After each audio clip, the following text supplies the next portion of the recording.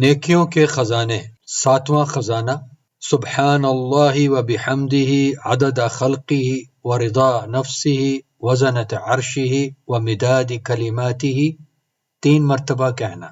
عن ام المومنین جویریہ ان النبی صلی اللہ علیہ وسلم خرج من عندها بکرة حین صلی الصبح وہی فی مسجدها ثم رجع بعد ان اضحى وهي جالسة فقال ما زلت على الحال التي فارقتك عليها؟ قالت نعم.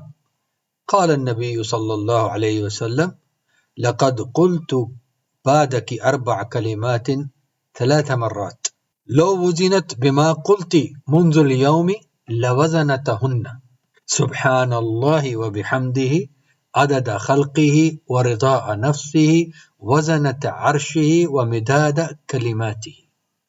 ایمان والوں کی والدہ محترمہ رسول اللہ صلی اللہ علیہ وعلی آلہ وسلم کی زوجہ محترمہ جویریہ رضی اللہ عنہا سے روایت ہے کہ رسول اللہ صلی اللہ علیہ وعلی آلہ وسلم صبح کی نماز کے بعد ان کے پاس سے گئے۔ اس وقت وہ اپنی نماز والی جگہ پر بیٹھی ہوئی تھیں۔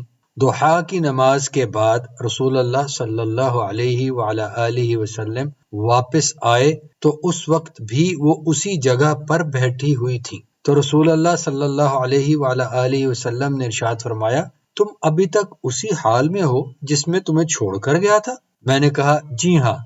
تو رسول اللہ صلی اللہ علیہ وعلی آلہ وسلم نے ارشاد فرمایا میں نے تمہارے پاس سے جانے کے بعد 3 دفعہ 4 ایسے جملے کہے ہیں کہ اگر تم آج کے دن میں کہے ہوئے اپنے تمام جملوں کا وزن کرو تو میرے کہے ہوئے جملے تمہارے جملوں سے زیادہ وزنی ہوں گے۔